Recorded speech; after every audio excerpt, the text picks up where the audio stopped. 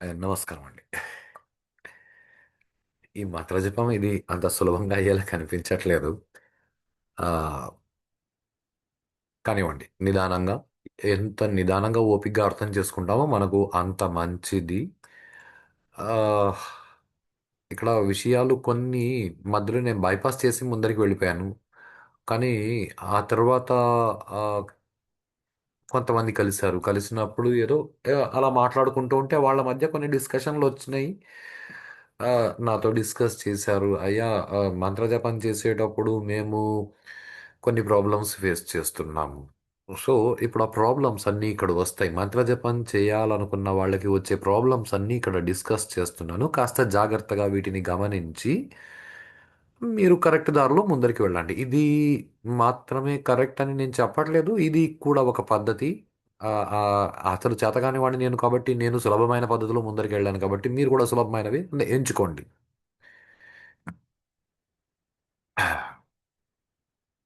మనందరిలో నేను నేను అని ఏదైతే అనిపిస్తూ ఉంటుందో ఇవి 2 ఉంటాయి. ఒకటి అహంభావం అని ఒకటుంటుంది. 2 అహం అని ఉంటుంది. ఇవి ఆల్రెడీ మనం డిస్కస్ చేసాం.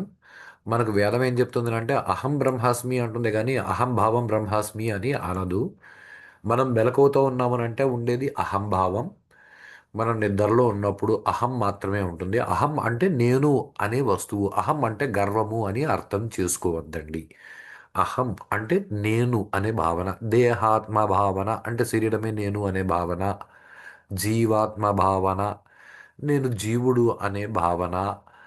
ఆహ్, నిద్ర లేస్తూనే అతనికి నేను నేను అని అనిపిస్తుంది. ఆ నేను అనే దాన్ని బాగా ఎక్కువగా బయటికి చూపించడం మొదలుపెడితే అతనికి అహంభావం ఎక్కువ, అహంకారం ఎక్కువ, నేను అనే భావన ఎక్కువ అని అంటాం. అంతేగాని అహంకారం, అహంభావం అంటే ఏదో గర్వం అని అనుకోవద్దండి. గర్వం వేరు. దీనికి సూపర్లేటివ్ డిగ్రీ. దీనికి చాలా అది పెద్ద విషయం. అవన్నీ మనకి అవసరం లేదు. మనం అహం, అహంభావం ఈ రెండిటితో పనిచేయడం మొదలుపెడతాం. గురువుగారు ఏ మంత్రమైనా ఇవ్వొచ్చండి. ఆయన ఏ మంత్రం ఇస్తే అదే మీకు గాయత్రి, అదే మీకు అన్నీ.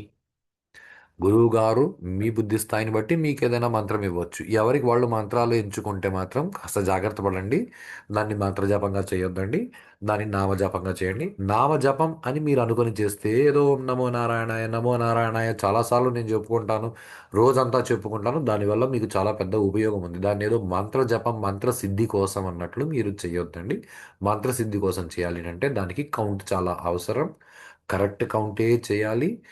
గురువు గారు ఇచ్చిన మంత్రాన్నే చేయాలి. ఎవరికి వాళ్ళు పుస్తకాల్లో చూసి ఈ మధ్య కాలంలో ఇవి ఎక్కువైపోయినాయండి. చాలామంది గురువులు అయిపోయినారు. కాషాయం కట్టినోళ్ళందరూ సన్యాసులే.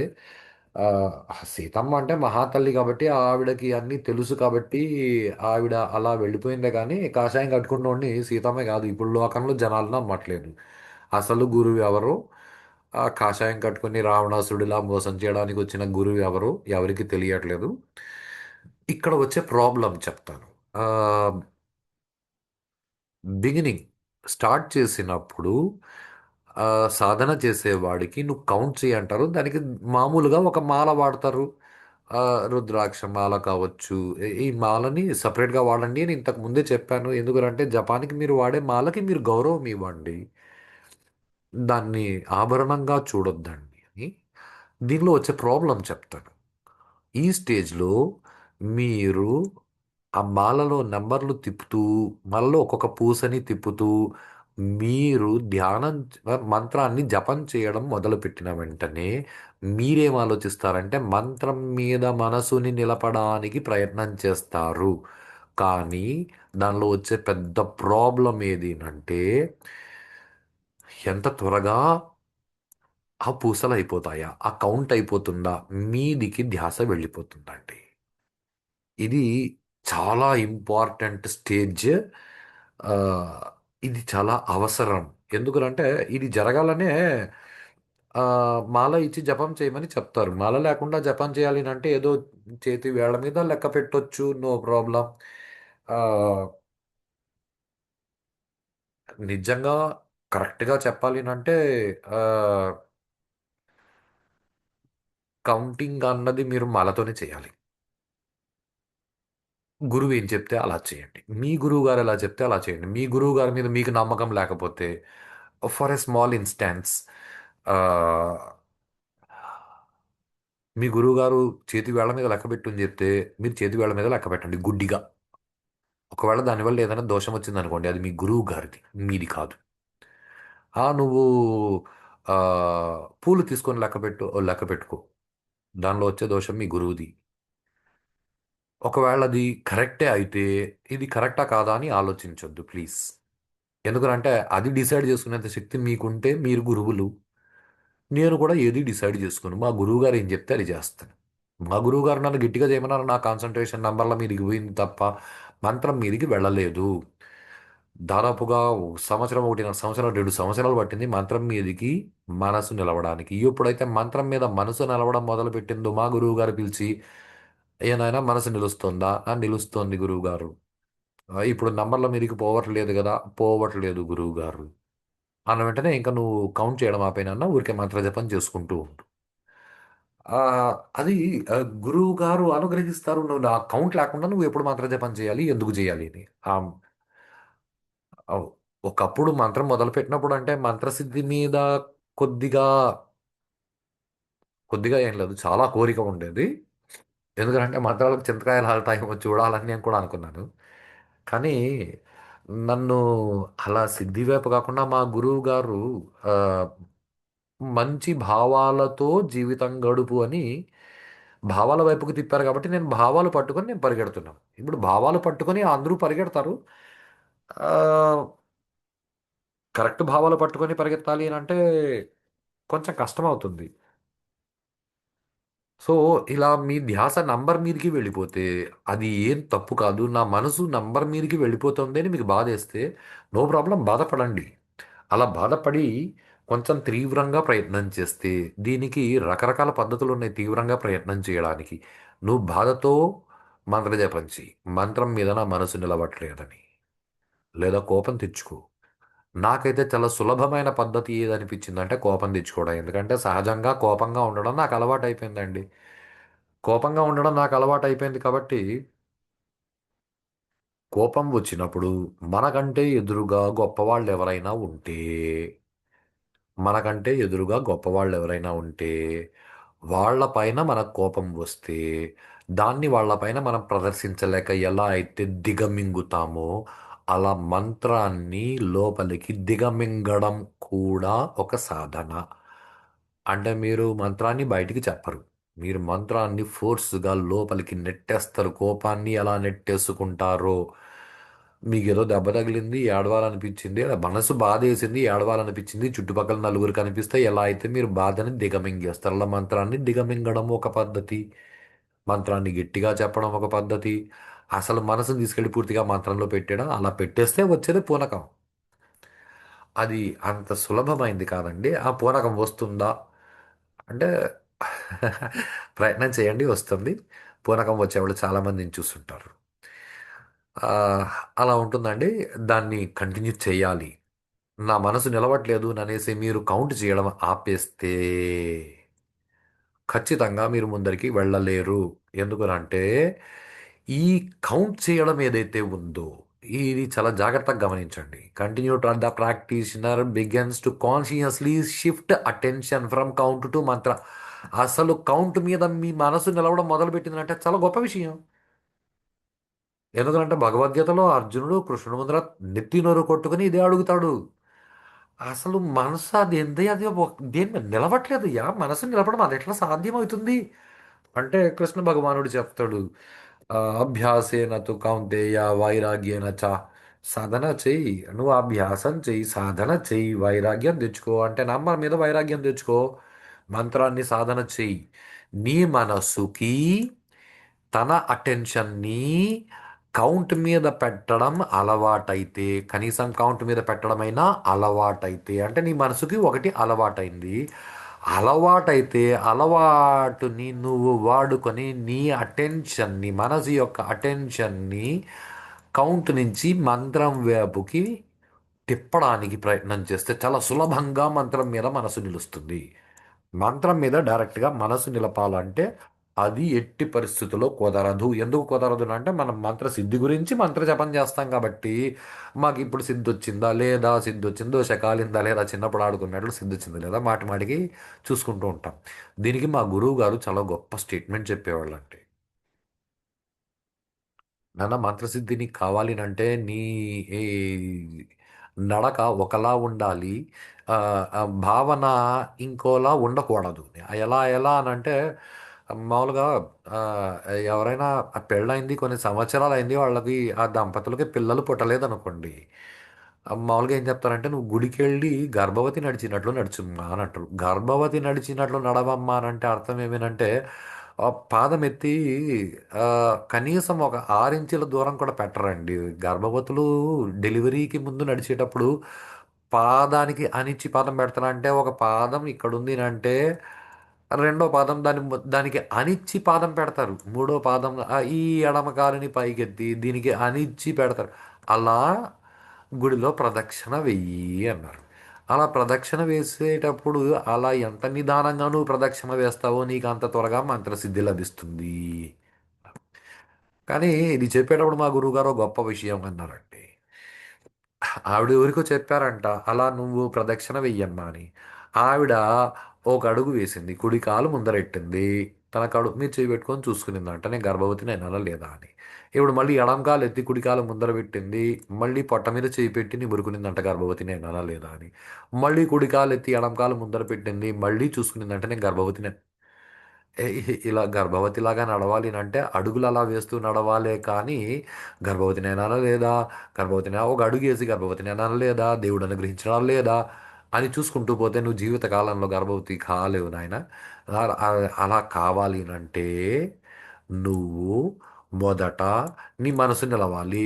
ఏదో ఒక దాని మీద పనికి మాలిన కౌంట్ మీద మనసు నిలుస్తుంది అంటే కౌంట్ పనికి మాలిందని నువ్వు అనుకున్నావు, ఆ కౌంటే నీ మనసు నిలవడానికి సాధనమైంది. కౌంట్ మీద నీ మనసు నిలిస్తే ఆ తర్వాత నువ్వు మంత్రం మీదకి షిఫ్ట్ అవ్వు.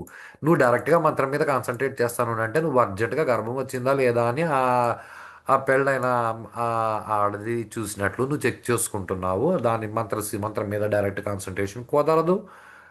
నీ పూర్వజన్మ పుణ్యం అంత లేదురా, నువ్వు రావణ మహర్షివి కాదు అన్నారు. సరే, అది కరెక్ట్.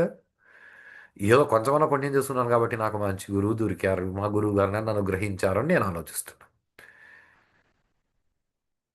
ఆ తర్వాత అది ఉపాంశు జపంగా మారుతుంది. ఆ తర్వాత అది మంద జపంగా మారి మనోజపంగా మారి చిత్త జపం అని అంటారు. అప్పుడు పూనకం వస్తుంది. ఆ, ఇవన్నీ ఓకే. ఇక్కడ మనం శాబరి మంత్రాలు అని కూడా చెప్పుకున్నాం. అవి ఉత్త శబ్దంతో ఉంటాయి, వాటికి అర్థాలు ఉండవు. మిగిలిన మంత్రాలకి అర్థాలు భావాలు ముఖ్యం.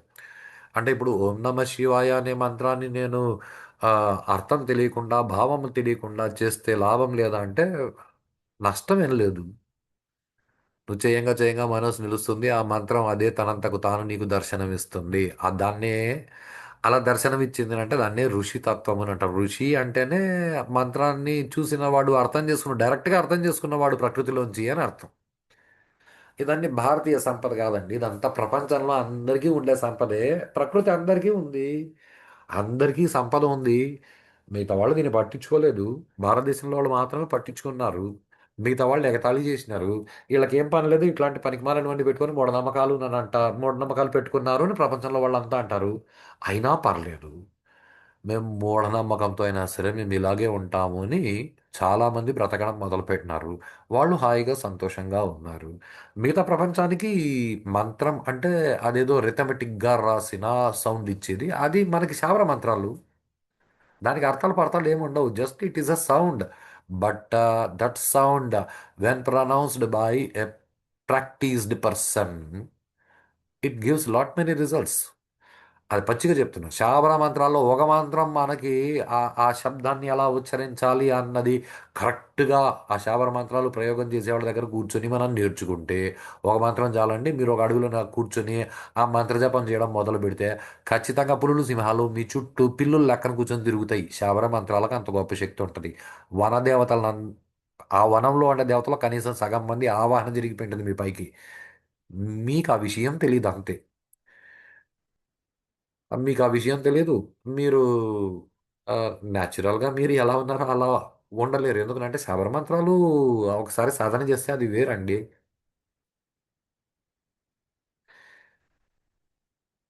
ఈ శబర మంత్రాలతోనే శబరీదేవి కూడా శ్రీరాముడు వచ్చేంత వరకు శరీరాన్ని నిలుపుకొని ఉండింది. ఆవిడ పేరే శబరి.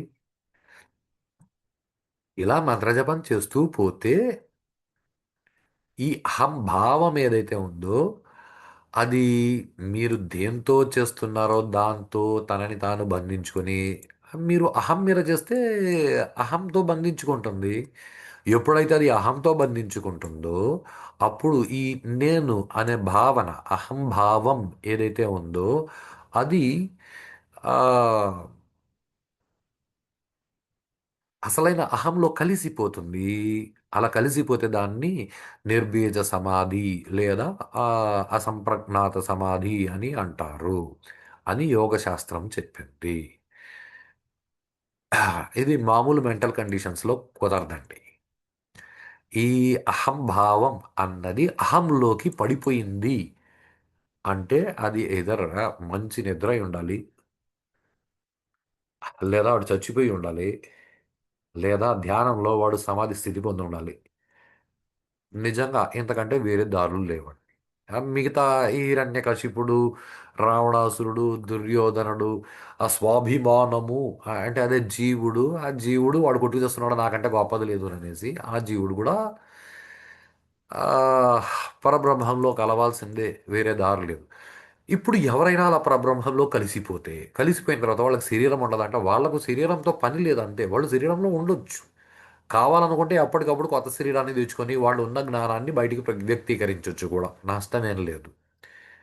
అలా ఎవడైనా తాను జీవాత్మని అన్న భావాన్ని పూర్తిగా వదిలేసుకొని తాను పరమాత్మ అయిపోయి ఇంకా శరీరంలో ఉండి లోకాన్ని ఉద్ధరించడానికి నాలాంటి వాడిని మీలాంటి వాళ్ళని ఉద్ధరించడానికి ఇంకా శరీరంతోనే ఉంటే అతనిని మహాత్మా అంటారు. మహాత్మా అంటే తాను పరమాత్మ అయినవాడు అని. అంతేగాని మహాత్మా అంటే ఏదో రాజకీయాల్లో నిలబడుకొని 10 మందికి దగ్గర చప్పట్లు కొట్టించుకునేసి 10 మందికి తలా 10,000 ఇచ్చేసి నాకు మహాత్మా అని బిరుదు ఇవ్వండి అని అంటే వచ్చిన బిరుదు లాంటిది కాదండి. మన సినీ యాక్టర్లకు వచ్చిన బిరుదులన్నీ అలా ఎవరి ఫ్యామిలీ వాళ్ళు వాళ్ళకి బిరుదులు ఇచ్చుకుంటారండి. ఒకరు సూపర్ స్టార్ అవుతారు, ఒకరు యంగ్ స్టార్ అవుతారు, ఇంకొకరు బర్నింగ్ స్టార్ అవుతారు. ఇలా ఉంటుంది జీవితం. ఎవరికి వాళ్ళు బిరుదులు చాలా సులభంగా ఇచ్చేసుకోవచ్చు అండి. అలా కాదు. ఇలాంటి వాళ్ళు ఉంటారంటే ఎందుకు లేరండి. శంకరాచార్యులు, ఆ, సే చంద్రశేఖరేంద్ర మహాస్వామి వారు, రామకృష్ణ పరమహంస, వీళ్ళందరూ అలాంటి వాళ్ళేనండి. వీళ్ళు మహాత్ములండి. నాకు నేను మా గురువు గారి దగ్గరికి వెళ్ళి గురువు గారు నేను కూడా మహాత్మ అయిపోతే అంటే నేను కూడా నిర్బీజ సమాధి పొందేస్తే అప్పుడు నేనే నెక్స్ట్ ఏంటి మా గురువు గారు నవ్వి నువ్వు పేపర్లో రాయడం ఆపేస్తావురా అన్నారు. అది నిజమే కదండి. ఎవరైనా అడిగితే వాళ్ళ దగ్గర ఎవరైనా అడిగితే అడిగేవాడు అర్హతని యోగ్యతని బట్టి వీళ్ళు చెప్పినారే కానీ రామకృష్ణ పరమహంస గారు కూడా నేను చాలా చాలా ఖచ్చితంగా చెప్తానండి ఈ విషయాలు. రామకృష్ణ పరమహంస గారికి అంత నాలెడ్జ్ ఉంది కదా. ఆయన స్వామి వివేకానందకు బోధించినంత మిగిలిన వాళ్ళకు ఎందుకు బోధించలేదు అంటే పార్షియాలిటీ బాస్. రమణ మహర్షి గణపతి స్వామికి చెప్పినంతగా మిగతా వాళ్ళకి ఎందుకు బోధించలేదు అంటే పార్షియాలిటీ. కృష్ణుడు దుర్యోధనుని రా కూర్చోరని భగవద్గీత బోధించే దుర్యోధనుడికి కూడా జ్ఞానం వచ్చింది కదా అంటే వాడు అడగలే, బోధించాల. పార్షియాలిటీ వాడు అడిగితే అడిగే బోధిస్తారు వాళ్ళే గురువులు. మనం వాళ్ళ దగ్గరికి వెళ్ళి ఆ, కొన్ని పదాలు వస్తాయండి మనకి మనకి మన తెలుగే సక్రమంగా అర్థం కాదు. వెళ్ళి మనం విద్యార్థి లెక్కన అక్కడ కూర్చొని అడగాలండి. విద్యార్థి అంటే విద్యని అర్థించువాడు.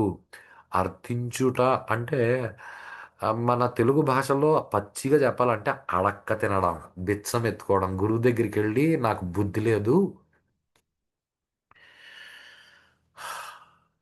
పరమశివ, గురువు దగ్గరికి వెళ్ళి నాకు బుద్ధి లేదయ్యా, నాకు బుద్ధి కావాలి, నువ్వు కొంచెం జ్ఞానాన్ని బిచ్చమి నాకు బుద్ధి పెరుగుతుంది అని మనం అడిగితే మనకు జ్ఞానాన్ని బిచ్చంగా వేసేవాడు అండి గురువు అంటే. గురువు అంటే ఏదో టీచరు టక్ చేసుకొని టై కట్టుకొని వచ్చి ఇంగ్లీష్లో పాఠం చెప్పినాడు, ఇవన్నీ చెత్త పనికి మాలిన పిచ్చి విషయాలండి. వీళ్ళందరినీ అధ్యాపకులు, ఉపాధ్యాయులు అని అంటారు కానీ గురువు కాదు. గురువు లోకాన్ని ఉద్ధరించడానికి రాడు. ఎందుకంటే గురువుకి లోకం లేదు. గురువుకి లోకం లేదు. గురువుకి అసలు ఉండేదంతా ప్రపంచమే ఉంది. మొత్తం విశ్వం అంతా విశ్వం విష్ణు, లోకమంతా విష్ణు ఆయనకి. ఆయనకు లోకంలో వీడు నష్టపడ్డాడే, వీడు కష్టపడ్డాడే, వీడు బాధపడ్డా అట్లాంటివి ఏం ఉండవు. ఏ జీవుడు వాళ్ళ పనులు చేసుకుపోతున్నారు అని ఆ, సాక్షి ఆ, కేవల సాక్షిగా వాళ్ళు నిలిచిపోతారండి. రమణ మహర్షి లాగా తన శరీరానికి పుండు పడితే ఆ దీనికి పుండు పుట్టింది అన్నారే తప్ప నాకు పుండు పుట్టింది అని ఆయనకు ఫీల్ కాల. ఆయనకేం ఫీలింగ్స్ ఉండవండి. ఆయనకేం ఫీలింగ్స్ ఉండవా అని అంటే ఆయన లోకంలో జనాల కోసం ఆయన ఏం చేశారంటే మధురై నుంచి ఎవరో ప్రసాదం తీసుకొచ్చిస్తే మా అమ్మ నా కోసం తిండి ప్రసాదం పంపించింది నేను ఈరోజు తింటాను అనేసి చిన్నపిల్లడి మాదిరి సంతోషపడిపోయారు. ఆయన్ని లోకంలో జనాలకు చూపడానికి నిజంగానే ఆయనే మధుర మీనాక్షి అయిపోయినారు. ఆయనకు మళ్ళీ మీనాక్షి అమ్మవారి ప్రసాదం ఆయనకు అవసరం లేదండి. వాళ్ళు గురువులండి. సో మన చాగంటి కోటేశ్వరరావు గారు చెప్తారు కదండి. ఆ, ఇలాంటి వాళ్ళు ఎలా ఉంటారు అని అంటే ఏదో చచ్చిన వాళ్ళని పక్కకు పెడితే పిచ్చోళ్ళంతా ఆ, అజ్ఞానులండి. అంటే మనమంతా పిచ్చోళ్ళేనండి. లేని నేనని అనుకుంటాం, ఉన్న నేను పట్టించుకోం కాబట్టి మనమంతా అజ్ఞానులు. అండ్ వీళ్ళందరూ ఎవరైతే ఇప్పుడు తలుచుకున్నాం మహానుభావులు వాళ్ళందరూ జ్ఞానులు. చాగంటి కోటేశ్వరరావు గారు చెప్తారండి, అజ్ఞాని should not be followed and a జ్ఞాని కెన్ నాట్ బి ఫాలోడ్. అజ్ఞానిని మనం ఫాలో కాకూడదు, జ్ఞానిని మనం ఫాలో కాలేమో. అక్కడ రామకృష్ణ పరమహంస కానీ మన చంద్రశేఖరేంద్ర సరస్వతి మహాస్వామి కానీ వాళ్ళు చెప్పింది ఫాలో అండి, వాళ్ళని ఫాలో అవ్వద్దండి. అది కుదరదు. ఎందుకంటే వాళ్ళు జ్ఞానులు. సరే ఈ ఉపాంశు జపము ఎనీహౌ ఇవన్నిటికీ టార్గెట్ ఒకటేనండి. మనం ప్రశాంతంగా బతకడమైనా జరగాలి, లేదా మనం ఆ, మోక్షమైనా పొందాలి. కానీ వీటన్నిటిలో పెద్ద ప్రాబ్లం ఎక్కడొస్తుంది అంటే మనము మంత్రజపం చేయాలంటే ఖచ్చితంగా గురువుని ఆశ్రయించి మంత్రజపం చేయాలి. అలా కాకుండా మీరు చేసేది నామజపం. అది ఏ బీజాక్షరాలు మీరు పట్టుకొని చేసినా కూడా గురువు మీకు ఉపదేశం ఇస్తే చేసేదే మంత్రజపం. గురువు ఉపదేశం లేకుండా మీరేదో బీజాక్షరాలు నేను ఇప్పుడు పచ్చిగా ఓపెన్గా చెప్తున్నానండి. ఓం ఐం హ్రీం శ్రీం శ్రీమాత్రే నమః అని నేను ఇప్పుడు ఇక్కడ చెప్పినంత మాత్రాన ఐం హ్రీం శ్రీం అన్నవి మీకు శబ్దాలు వినిపించినా అది మీకు బీజాక్షరాలు కావు. అవి ఉత్త శబ్దాలు మాత్రమే. అది మీ గురువు గారు మీకు దీక్షనిస్తే అది మీకు మంత్రం అవుతుంది. అంతవరకు అది మీకు ఈ అక్షరాలన్నీ అక్షరాలే.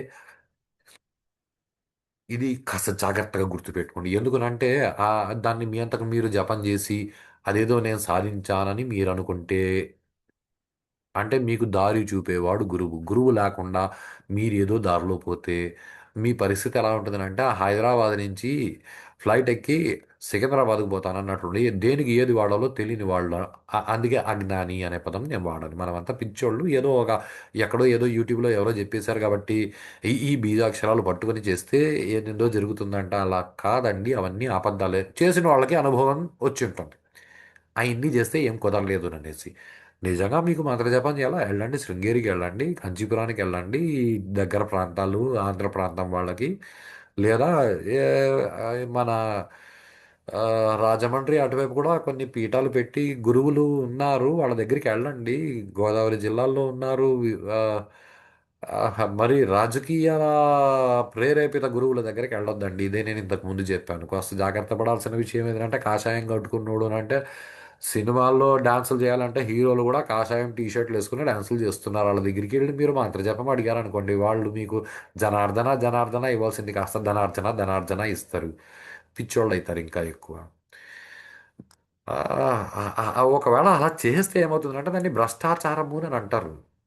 అలా చేయకూడదు. దానికి ప్రాపర్ డైరెక్షన్ ఉండాలి. దాంతోపాటు ఆ చుట్టుపక్కల విషయాలు రిస్క్లు ఏమొస్తాయి అనేది తెలిసి ఉండాలి. లేదనుకోండి రిస్క్లో పడతాం. ఆ, ఇవన్నీ ఆ, ఎందుకు అవసరం అని అంటే ఒక చిన్న విషయం చెప్తాను, కాస్త జాగ్రత్తగా దీన్ని పట్టుకోండి.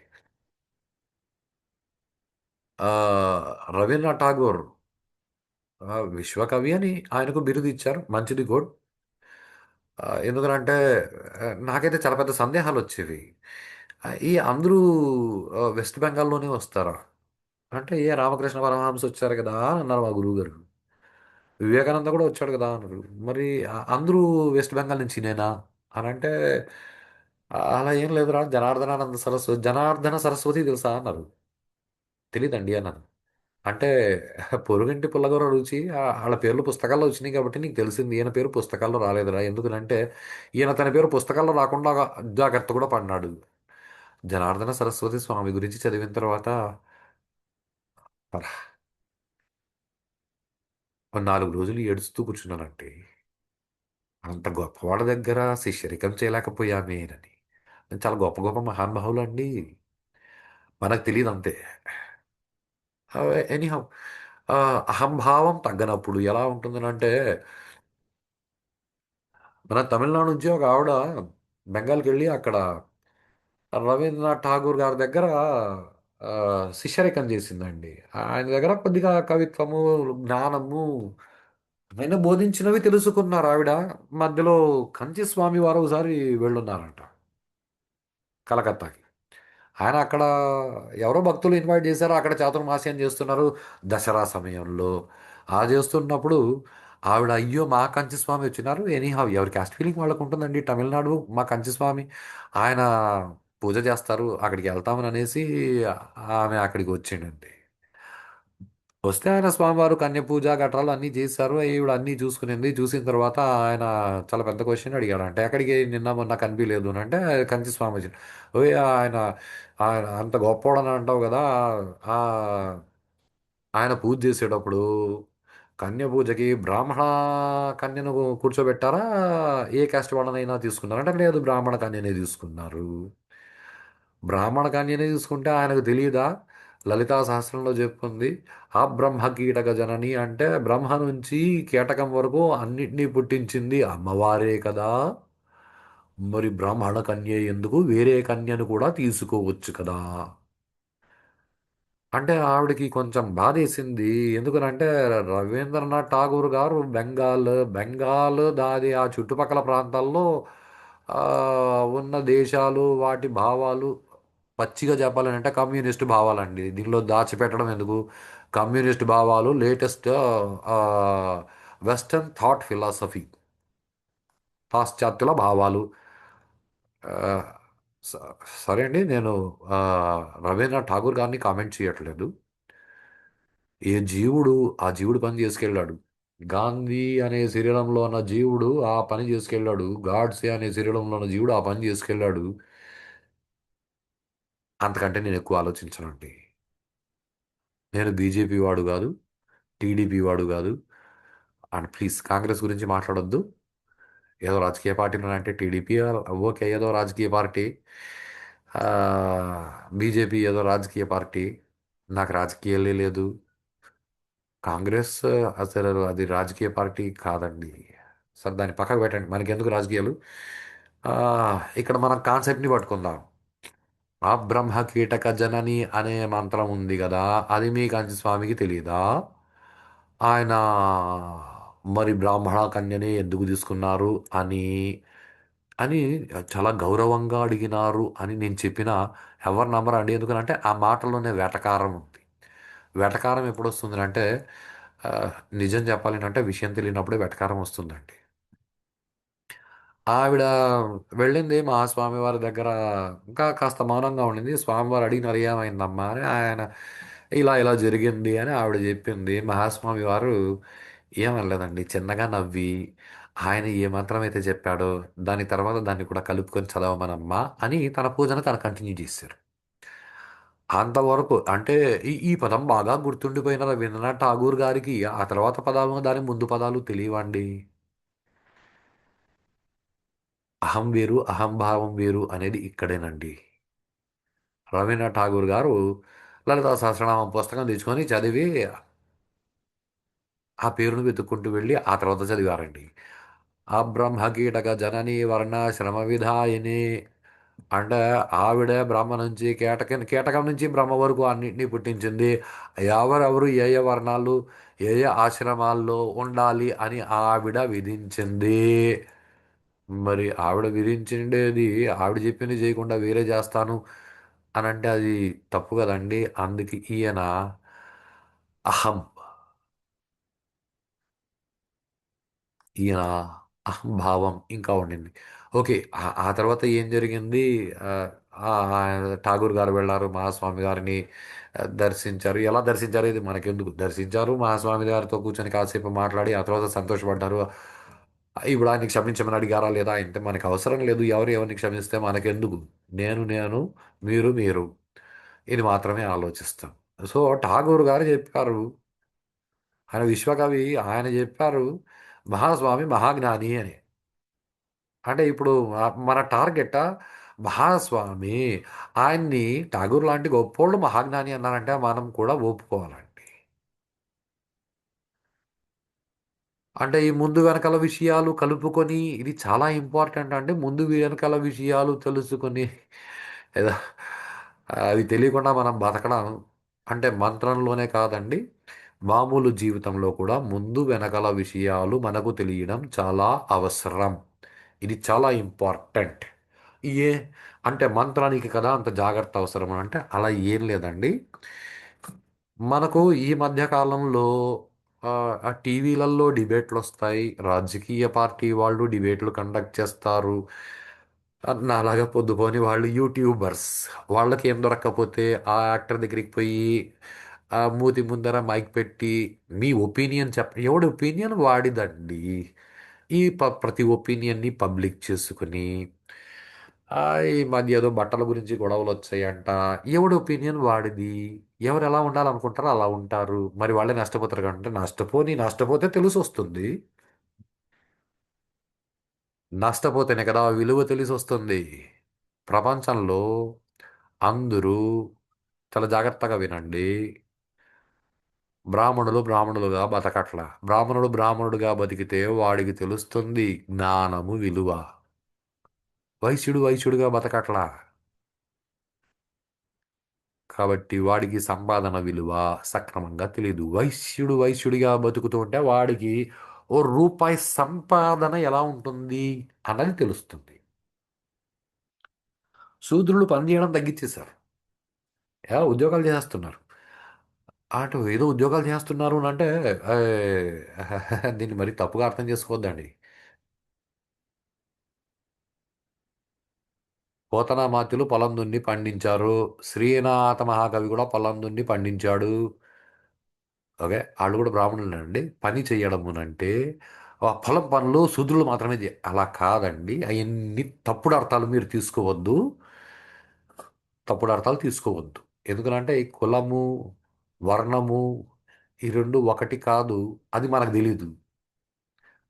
మాకనిపించింది నీకనిపించిందా మంచిది. ఎత్తిపెట్టుకో. ఊర్లో అందరికీ చెప్పొద్దు. మరి మీకిప్పుడు ఏందో అనిపించింది కదా! మీరు కూడా ఎత్తిపెట్టుకోవచ్చు కదా! మీరెందుకు చెప్తున్నారు? అంటే నీ ఫీలింగ్‌తో నువ్వు హ్యాపీనా? నీ ఫీలింగ్‌తో నువ్వు హ్యాపీగా లేవు గదా! నా ఫీలింగ్‌తో నేను హ్యాపీగా ఉన్నాను. నువ్వు కూడా హ్యాపీగా ఉండడానికి ప్రయత్నం చెయ్యి అని నేను చెప్పడానికి ప్రయత్నం చేస్తున్నాను. అంతకంటే ఇక్కడ శూద్రుడు పని చేసి లేదండి శూద్రులు చాలామంది వ్యాపారం చేసి నన్నడిగితే ఎడ్యుకేషనల్ ఇన్‌స్టిట్యూట్స్ ఓనర్స్ శూద్రులే ఎక్కువున్నారండి. బ్రాహ్మణులు చాలా తక్కువున్నారు. శూద్రులు వ్యాపారం చేస్తున్నారు. వైశ్యులు వ్యాపారం తగ్గించేసి ఆహ్, వాళ్ళు ఉద్యోగాలు చేస్తున్నారు. ఇలా ఎవరి పనులు వాళ్ళు చేయట్లేదు.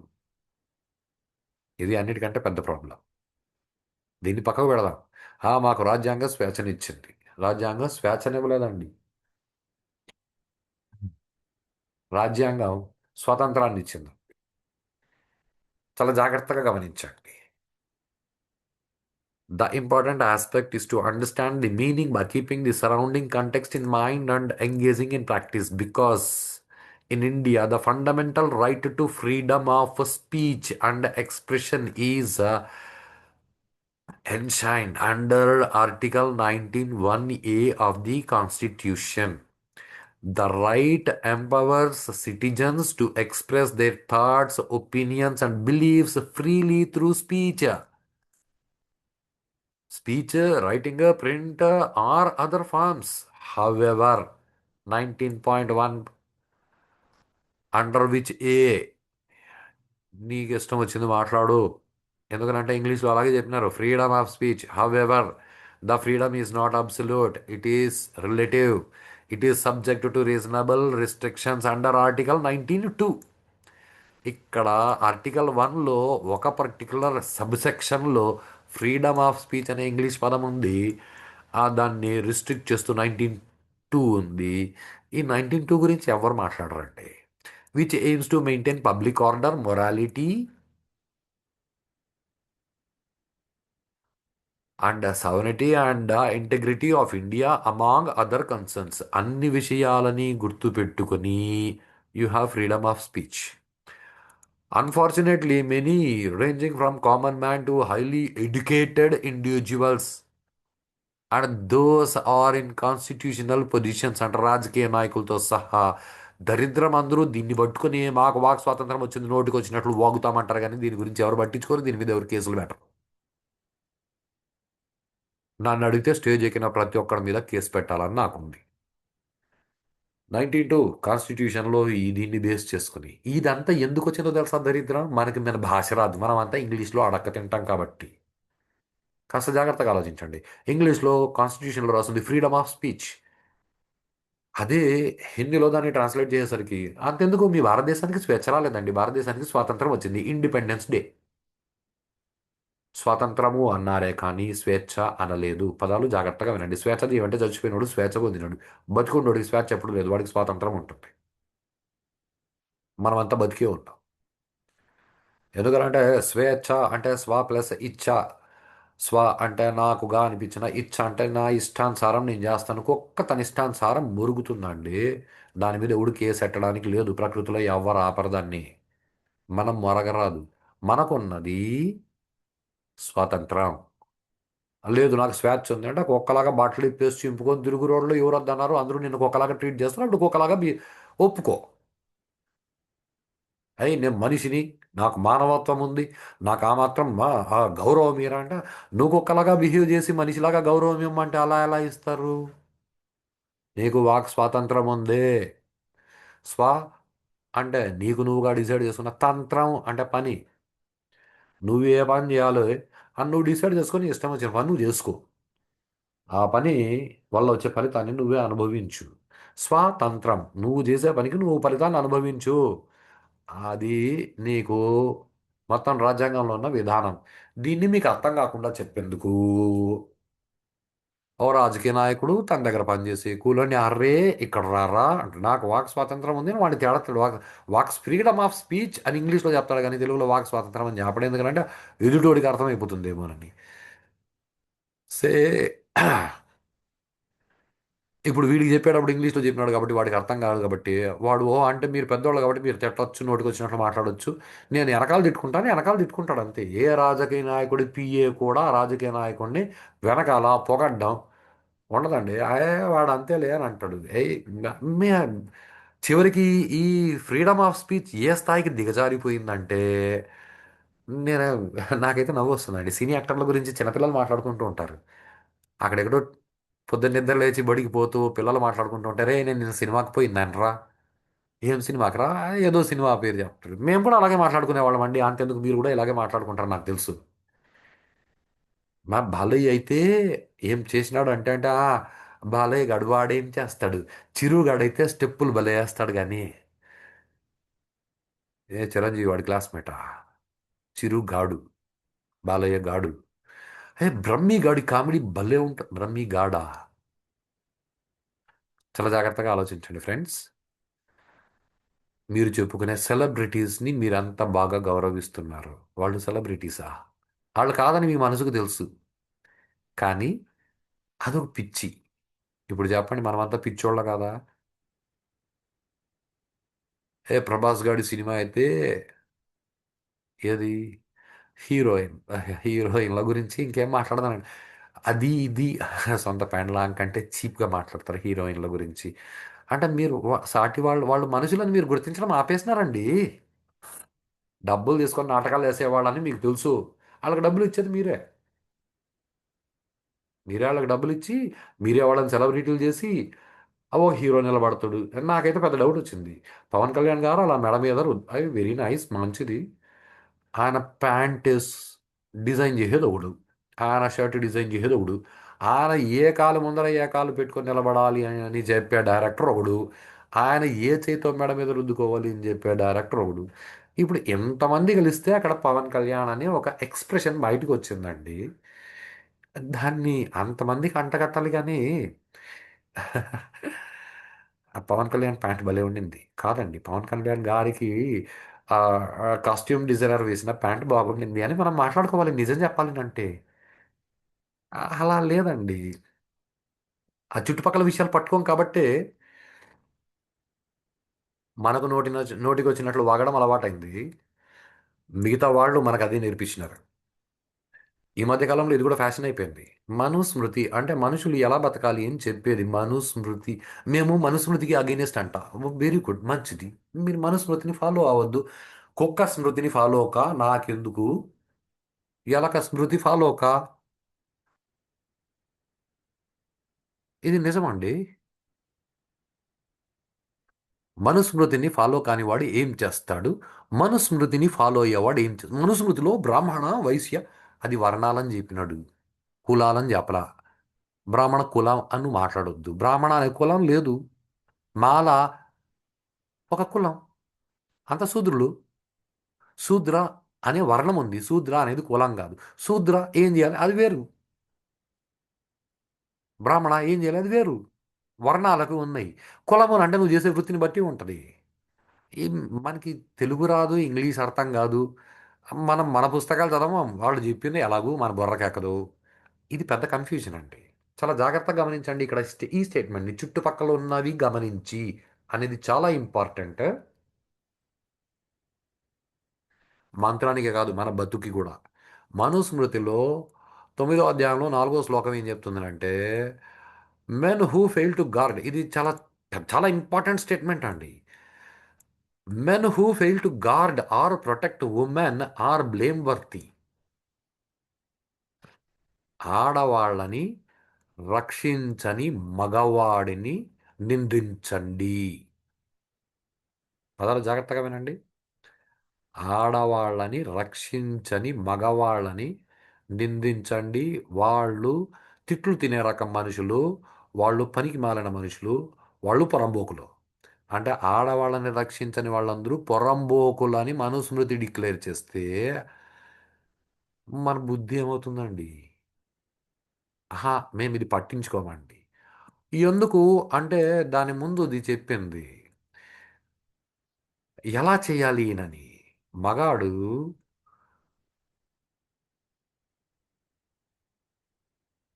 ఒక ఆడదానికి పెళ్లి కాకముందు ఫాదర్, పెళ్ళైనాక హస్బెండ్, ఒకవేళ హస్బెండ్ లేకపోతే వాళ్ళ కొడుకు ఈ ఆడదాన్ని అన్ని సమయాల్లోనూ రక్షించాలి. రక్షించకపోతే ఆడు పనికి మాలినోడు. ఇది చాలా జాగ్రత్తగా గమనించండి ఈ స్టేట్మెంట్ని. And women are not to be left independent to protect self. అంటే నిన్ను నువ్వు రక్షించుకో అని మగాడా బుద్ధి లేనోడా, నువ్వు ఆడదాన్ని నిన్ను నువ్వు రక్షించుకో అని వదిలేయొద్దు అని చెప్పిందండి. ఇది మను ధర్మశాస్త్రం చెప్పింది. మను ధర్మశాస్త్రం ఆడదాన్ని అంత గొప్పగా చూపించింది, అంత సున్నితంగా చూపించింది. అంటే ఆడవాళ్ళు సున్నితమైన వాళ్ళని కాదు. ఎందుకనంటే సరే మళ్ళీ కొంచెం పచ్చిగా చెప్పాల్సి ఉంటుంది. బ్రిటన్ రాణి ఏనాడు కత్తి పట్టుకొని యుద్ధంలో వెళ్ళి యుద్ధం చేయలేదండి. ఏ దేశపు రాణి చేయలేదండి. అసలు ఏ దేశంలోనూ ఆడాళ్ళు యుద్ధానికి ఇప్పుడు అంటే ఏదో చైనాలో ఇంకొక చోట ఆడోళ్ళు సైన్యంలోకి వచ్చినారు. ఈ మధ్య కాలంలో వచ్చినారండి రాణి రుద్రమదేవి, రాణి రుద్రమదేవి, రాణి అహల్యాబాయ్. అయ్యో ఒకరింటి కర్మ, ఇక్కడ ఎంతమంది రాణులు ఉన్నారో అందరూ పరిపాలించినోళ్లే. ఆవిడ దేశాన్ని రక్షిస్తుంటే వాళ్ళ భర్తలు వాళ్ళ పిల్లలు వాళ్ళని రక్షించడానికి ప్రయత్నం చేశారండి. ఆడాళ్ళు తమని తాము రక్షించుకునే స్థితిలోకి దిగజారిపోకుండా చూడండి మగవాళ్ళలారా అని చెప్తే ఈ స్టేట్మెంట్ని తీసుకుపోయి ఈ పదాలు ఎగరగొట్టేసి ఏమి women are not to be not to protect self, ఆడవాళ్ళు తమని తాము రక్షించుకోకూడదంట అని ఆడవాళ్ళని తప్పుగా మాట్లాడి ఆడవాళ్ళ బుర్రల్ని చెడగొట్టి మగాళ్ళంతా నీచులు, మీరు వాళ్ళ కింద కంట్రోల్లో ఉండాలి అనేసి వాళ్ళు అన్నారు అనే దరిద్రపు భావాలు ఆడాళ్ళ బుర్రల్లోకి ఎక్కించి అసలు ఎంత ఉన్నది ఉన్నట్లు చదివి ఎలాగో మనం తెలుసుకోవట్లేదు. మరి సమాజం ఏముంటుందండి? మన సమాజాన్ని మనమే భ్రష్టు పట్టించుకుంటున్నాం. బయటోళ్ళు మనల్ని భ్రష్టు పట్టించట్లా. మనమే ఎలా భ్రష్టు పట్టించుకుంటామనంటే, మన పెద్దోళ్ళు చెప్పినా మనం వినాం. మన పుస్తకాలు మనం చదవం. ఓకే.